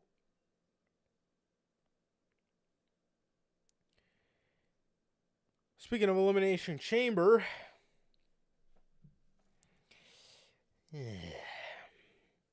according to Sam K. Roberts via TWA, Dwayne "The Rock" Johnson is set to make his return at Optus Stadium for the WWE Premium Live event Elimination Chamber. There are rumors that he will be there for a talk show segment with Australia's Grayson Waller. I don't even think Australia likes that fucking guy. Like, what? No way. No. Like, how do you reject the Roman match for the pay-per-view, but you're gonna do a Grayson Waller segment? It's insane. I don't fucking understand. Dude. Oh, man. This is so annoying. We should have just did the fucking Roman match in Perth. This is so stupid. And the more and more it looks like it, is Roman Reigns actually gonna miss the fucking show? I can see it at this point. It looks like it, which is wild as fuck. Yeah, they're not setting anything up for him. We might see something on SmackDown tonight, but it'll be very telling on his appearances. If this man doesn't hardly show up for the month of February, which, we only got 4 weeks or 3 weeks or whatever left until Elimination Chamber. If this man hardly shows up for the month of February, this man, Roman Reigns, is genuinely opting to miss out on a fucking Australia show, which is absolutely wild. And again, at that point, man, yeah. I mean, if they can't get him to show up to these kind of shows, man, I mean, yeah, it's best. It's It, time to take him. yeah, it really is. It really is, man. Because, again, I'm all for, and I know I'm probably in the fucking minority here. I'm all for Roman Reigns keeping the fucking championship. Do I think it helps Cody Rhodes? Absolutely not. But, let's say if they wanted, like, okay, Roman, let's do one more year, just to get you over the hump of the Hogan, the third place record, right? I wouldn't be opposed to it. That's only if Roman's willing to actually produce good content. But again, if he's not going to be there, then it's time, and that's that. So Definitely, man. Definitely. yeah, I love him. I think he's right outside. He's right outside my Mount Rushmore, man. But at the end of the day, it's just a reality of the situation. So yeah, So yeah, man. Oh, back to this. Yeah, what the fuck is this segment? Who? It's. I don't know. I honestly think this is gonna be pretty horrible, man. I think it's gonna be pretty horrible. It's gonna be Grayson Waller, doing his shtick. Being that The Rock's in the segment, he's probably gonna turn heel on his own, on his, where he's from, Australia, and then, The Rock's gonna, call him a candy ass, call him an idiot. He's gonna have the fucking crowd chant fucking HIV or STD or all the fucking stupid, silly shit he likes to do. And he's gonna give him a people's elbow, and we're gonna be on our way. Literally, that's what it is every time, and it's the same thing every fucking time. Yeah. Yeah, so yeah, he's gonna make this crowd chant one side, this crowd chant the other. Oh, ga, we're having a fucking good time. People's elbow, rock bottom, and we're gonna be on our way. So Literally, man, that's all it's gonna fucking be. yeah, it's gonna be the same old fucking gag. Speaking of somebody extending their contract with the WWE, Logan Paul,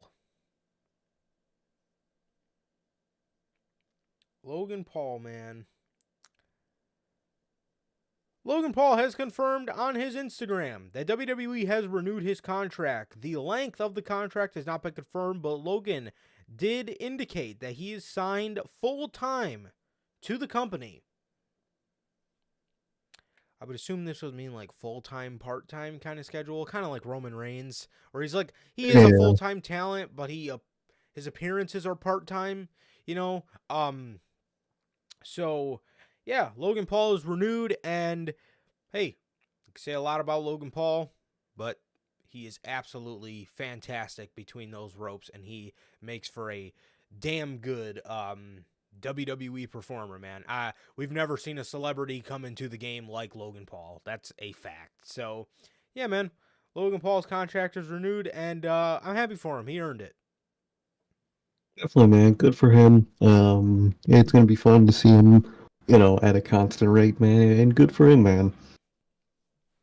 Definitely, man. Definitely. And going back to Roman Reigns, or not specifically Roman Reigns, but Roman Reigns' title. Internally, the undisputed Universal Championship has been transitioned to simply be called the WWE Championship once again.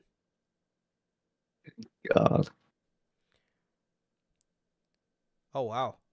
CM Punk, The Rock, and Pharaoh. Are you talking about Pharaoh, Cody's dog? I think that's the only Pharaoh I know of. Okay. They are backstage at SmackDown.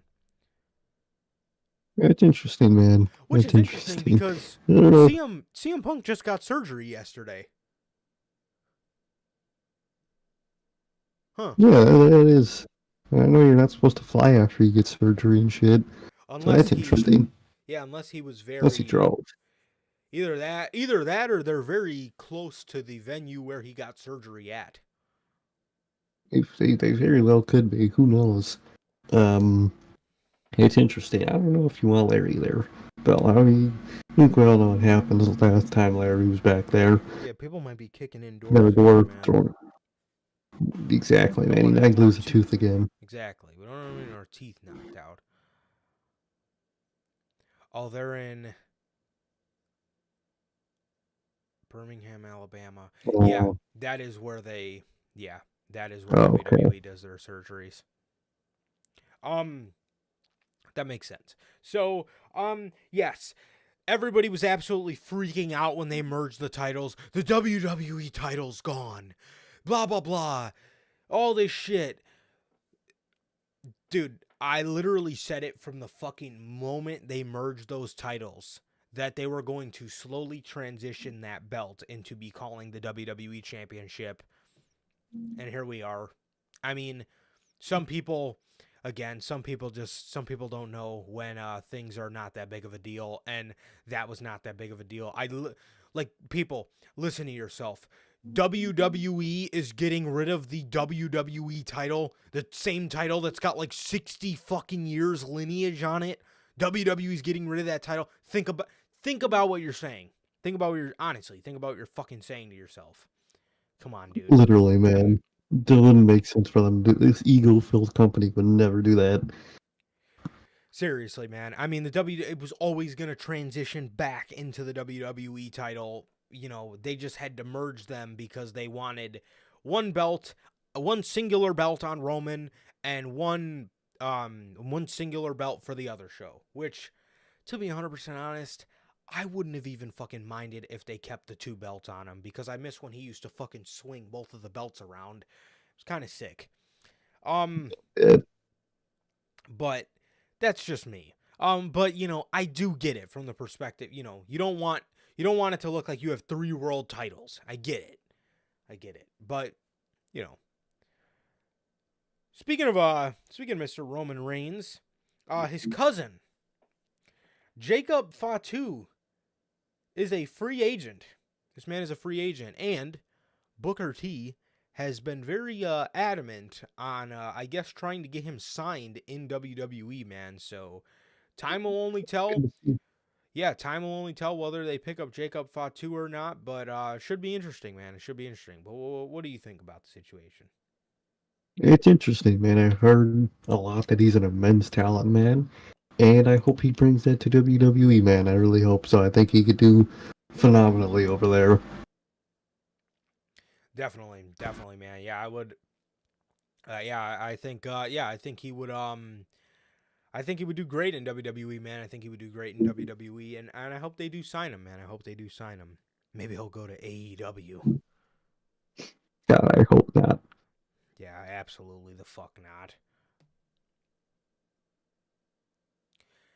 His record should affect him.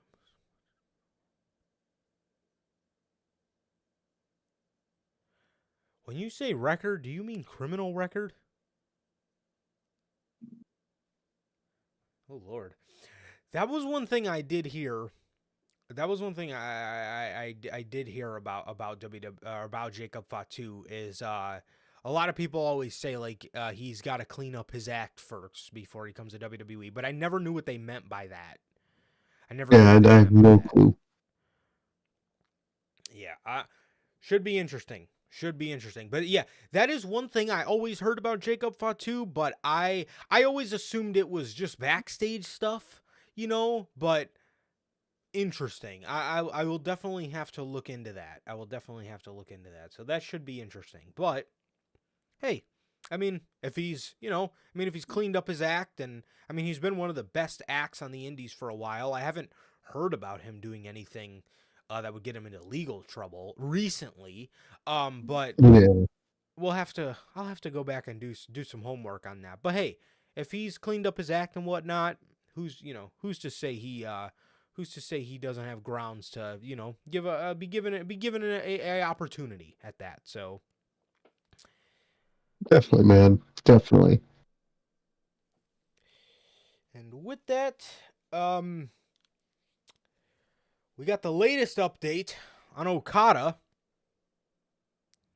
Well,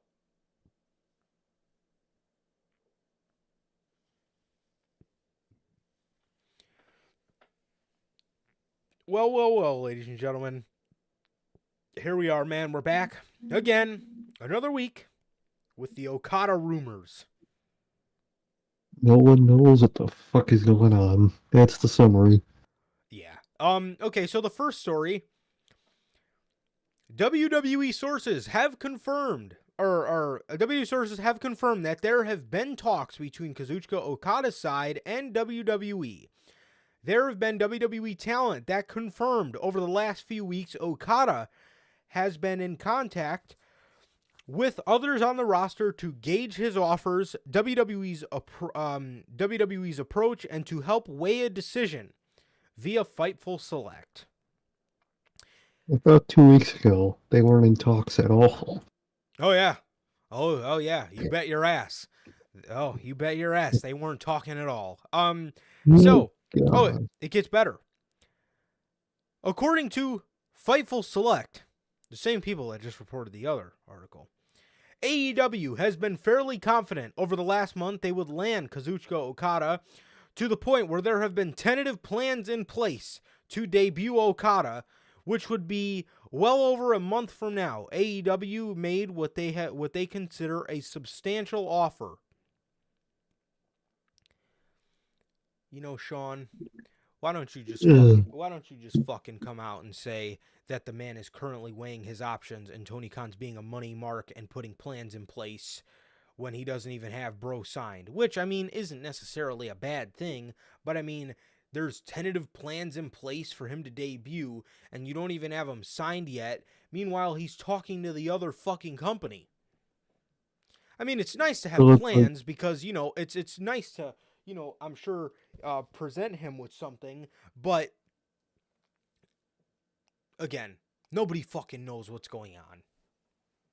Like, they really don't, dude. They really have no clue what the fuck is going on. And every article they release shows it, man. I feel like most likely he could be going to AEW with a lot of random stuff happening around him. He could go to WWE, but we know as much as the dirt sheets know, which is nothing. Absolutely. Yeah, I mean, it's the same situation with Mercedes with Okada, man. I mean, you just have to wait until this guy shows up somewhere to truly gauge on what to truly gauge on where he's gonna go, man, because he's, again, like we said, or like Sir K said rather, 2 weeks ago, this man Okada hadn't talked to WWE a bit, and it was a done deal that he's going to AEW. Now all of a sudden, he's been talking to WWE, engaging interest in where he should go. I mean, make up your fucking mind, man. Which one is it? Anything to vomit out a story is Oh, yeah, that's really what this is. So, yeah, man, with that, that is the news on Okada, and kind of where not where he's going, because like we said, there's really no gauge other than he's trying to gauge interest right now to see where he should go. But Pro Wrestling Tees has been told to remove all Kazuchika Okada's merchandise. interesting, man. This To is me, very that points to WWE. Mm-hmm. Exactly. What were you saying? No, I said it. To me, it points to him being in WWE, but you never know. You really never know. Absolutely, man. I mean, for Kazuchika Okada's, you know, has Pro Wrestling Tees been told to remove all of his merch. First of all, nobody's ever come out before and said that, you know. Usually they just wait till we see it, so it could be a big swerve. But other than that, it could be them taking his merch down because it points to him going to WWE, which if it does, and Tony Khan tweeted that shit out about it's going to be a big year for AEW, if that man tweeted that out, bro, and Okada ends up going to WWE, that is going to be one of the most hilarious fucking tweets ever. Oh, it's going to be absolutely hilarious. I love it. Yeah, man, but it does point to WWE, but again, dude, these people, again, change their story every other fucking week, man. So we'll just have to wait and see on we'll just have to wait and see on truly where Okada ends up, man. But it should be interesting.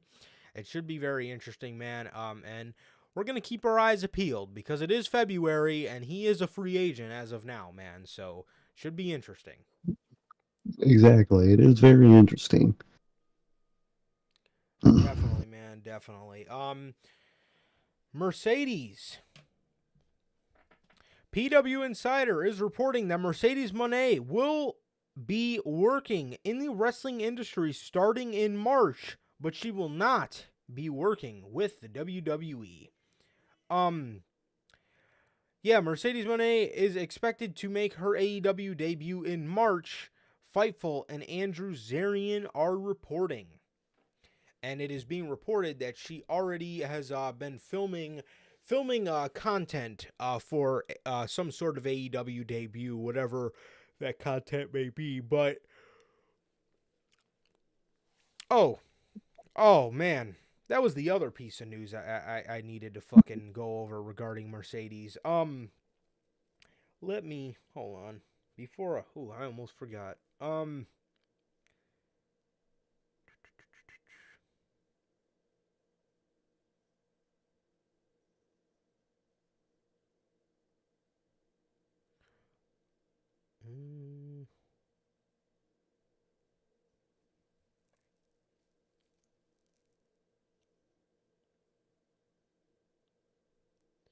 Yeah, so according to PW Insider, Mercedes was filming content for AEW earlier this week, and usage in relation to her debut for the company, which was not independently but that was not independently confirmed.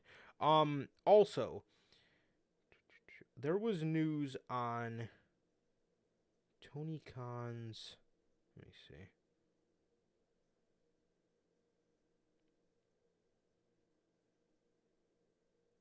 Aha. Okay. So, according to Fightful, while no one will confirm, it was implied that Tony Khan's announcement next week, his big announcement next week, was related to the impending appearance of Mercedes Moné in AEW. However, it was not. It was not said that her signing would be outright mentioned as a part of the rumored announcement. It was noted that. Her signing or arrival was never considered to be announced this past weekend at Collision as rumored. Hell is this announcement?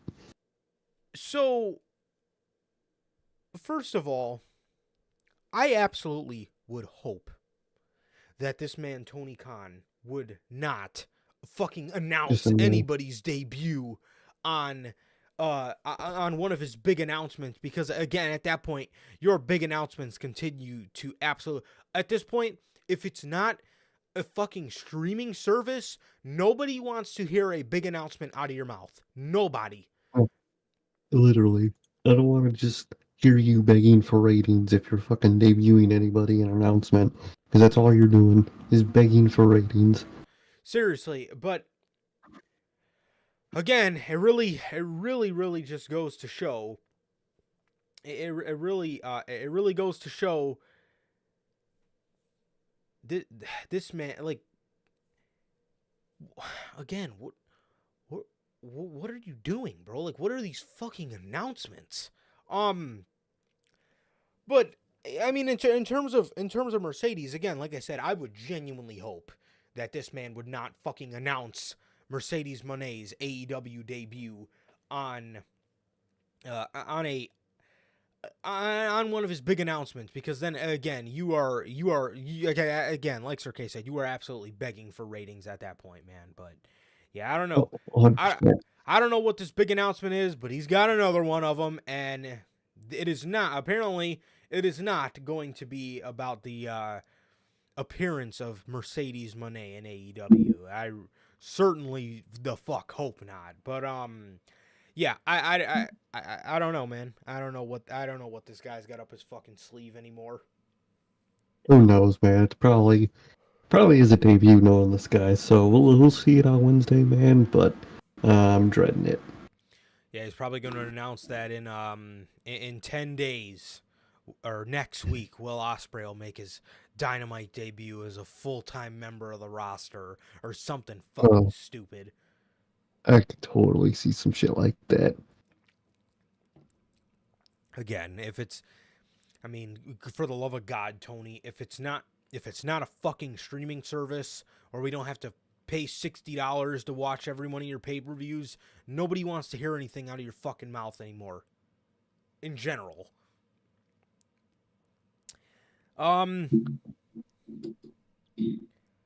Yeah, man. Malachi Black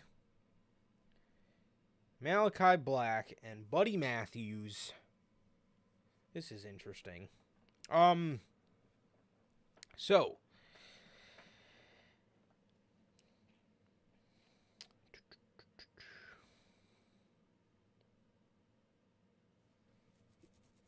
where did it go?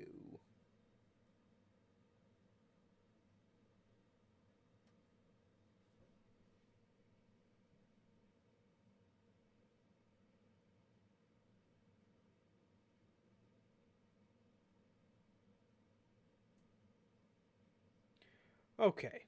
So, the Wrestling Observer reports that Malachi Black and Buddy Matthews will return to WWE as soon as they can leave AEW because their contract expirations are coming up. I'm sorry, wasn't Malachi signed to a 5-year deal in 2021? Like, now he's leaving soon, sadly. Buddy Matthews is probably one of the ones that are on their way out soon, but this led to a whole controversy of Dave Meltzer trying to say that Buddy didn't, or he implied that Buddy didn't want to like put people over because all he does is lose, and then Buddy Matthews called him out on his shit, and he showed him like his record, showing him that he doesn't fucking lose all the time. It was a whole fucking thing. It was a whole thing, and it was completely stupid. But I mean, this is great news. This is great news. I would love for, I mean, when these guys go back to WWE, honestly, I would break the House of Black up. To be 100% honest, like I wouldn't continue any sort of partnership with Buddy and Malachi Black. I would let Aleister Black go on and do his own thing, and I would let Buddy Murphy go on and do his own thing. Because, I mean, maybe one day Triple H can revisit what was the House of Black, and he can actually make them good, and intriguing, and have them tell stories. But for now, yeah, I mean, this is great news. Definitely the obvious, as Pell says, but this is great news, and yeah, I mean this is I mean, yeah, not everybody's for Tony Khan's booking. That's what Tony Khan needs to understand. Not everybody just wants to fucking compete in endless matches on as far as the eye can see. But yeah, this is great news, man. This is great news, and I can't wait to see them back. But yeah, definitely the obvious for sure. Definitely, man. Very obvious, but very needed, man. I cannot wait for those two to leave this place and be booked better in WWE, man. I really can't wait. And I hope that's what happens. I hope it can happen soon. I doubt it's gonna happen soon, but I hope so, and I cannot wait to see them back in WWE. Definitely, man. For sure. So, CM Punk is injured. We all know that part. So PW Insider is reporting that CM Punk has suffered torn triceps during the men's Royal Rumble match and is believed to be heading to surgery after tonight's Raw. He will likely need between 4 to 6 months to recover, meaning he would miss WrestleMania. So obviously that is the news on That is the news on CM Punk missing WrestleMania, and again, it's saying the recovery time. The recovery time is 4 to 6 months. However, I don't know what this man's talking about, but take this with a grain of salt. So the Wrestling Observer is reporting September of 2024 would be a reasonable date for CM Punk's return to the ring after his operation to correct his torn triceps. September's not 4 to 6 months. So, well, if you're looking at 4 to 6 months, you're looking at, what is that? I mean, we're in February now, so what would that be? August?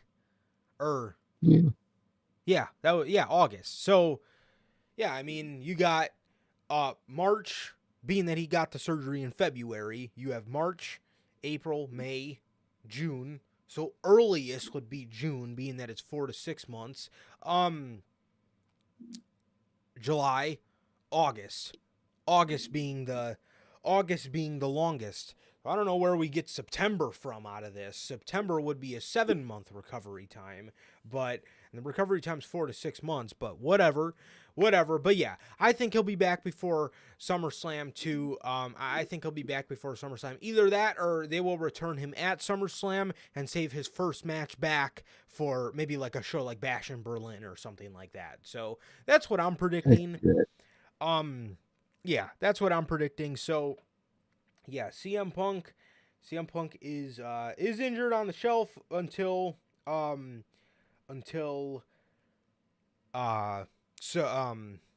to 6 months. I honestly wouldn't take the September notion seriously at all. But yes, it is also being reported that CM Punk underwent surgery on Thursday, so yesterday, Thursday morning. So, and also brand new news, but he is backstage tonight at SmackDown. So yeah, man, CM Punk's looking at 4 to 6 months, and it absolutely sucks, but we wish him the absolute best. But I definitely think he will be back before SummerSlam, or like I said, at SummerSlam, and saving the first match back until like a Bash in Berlin or something like that. But that's what I'm predicting, man. But CM Punk is injured, as we all know, and we're looking at 4 to 6 months, man. So absolutely sucks, but we always wish the best and a speedy recovery, man. Definitely, man. I wish the best. I wish the best speedy recovery. I think it'll be pretty speedy. I think it'll be around June-ish when he comes back, man. And I can't wait, man. It sucks he has to miss this Mania. It really does. But he's gonna come back even going even harder than ever. Maybe down the ring. Maybe in the ring he wants to tone it back a little bit. But overall, in terms of character and energy, he's gonna be going nuts, man. I can't wait to see it. Seriously, man. And in the beginning, of the Royal Rumble match, he looked great. He was fucking moving around fantastic, dude. It just so happened to be off a Future Shock DDT. Of all things, a fucking Future Shock DDT. He tears his tricep. Like, bro, come on, man. Like, it really is, like, just the most unfortunate. Like, it's really so head scratching, man. It's just such unfortunate, it's just really, I mean, it's such an unfortunate time for that to happen, man. It really was. I mean, of all moves for that to happen on, it's that of all things. It really just obviously goes to show you really can get injured doing anything, man. But also, I meant to say, with the Malachi Black and Buddy Matthews story, I see a lot of people saying, "Oh, what is this death grip that Triple H has on all these black and gold merchants?" My response to you is, what kind of death grip does Tony Khan have on all these fucking New Japan guys? I mean, I'm telling you, what is with you guys? It's literally just matches. Why are you so happy? Yeah, I mean, dude, oh my god. Don't even fucking get me started on AEW Dynamite. Or you guys can get me started on Monday. But what the fuck is that show turning into, dude? I mean, for the love of God. Yeah, nothing. That's exactly, like, match after match after fucking match, dude. I mean, ridiculous. But that was the one thing I forgot to say with the Malachi Black and the Buddy Matthews story, dude, is like, that's all I kept seeing, too. What kind of grip does Triple H have on these guys? And yeah, and like Bell says, not to mention their wives are there. Their creative was fucking better than when they were over there. They were actually telling a fucking story when they were over there. Buddy Matthews was getting over by work. Sure, he was getting over by work rate, but he was actually in a highlighted spot. He wasn't on a dead collision. He was actually, wrestling matches that people thought were actually really fucking good and getting over by his work rate. Dude. So, yeah, that's my response to you. What kind of death grip does fucking Mr. New Japan Tony have on these New Japan guys? I mean, same situation here. I mean, come on. Exactly, man. I don't get those fans. I really don't. And just seeing their interactions lately and watching Dynamite, you've just been a fucking bore fest. Ugh, it's been fucking just endless, pointless matches. That's all that is. Completely ridiculous, bro. But that is everything we got in the news here today for you guys, man. That's everything we got today, man. So I want to thank you guys for joining us on this episode 199. Episode 199 of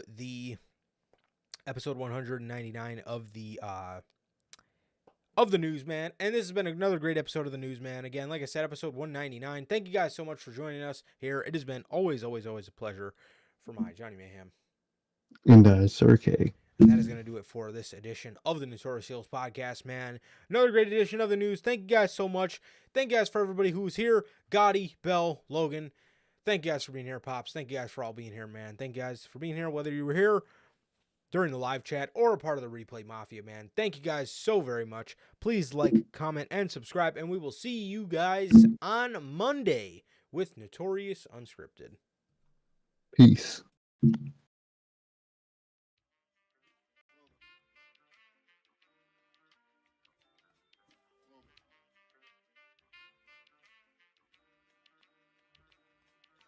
I used to get pills on the bitch. Now I throw shields on the dick to stop me from that HIV shit.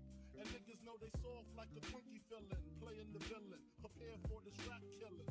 Biggie Smalls is the illest. Your style is played out like Arnold when what you talking about, Willis?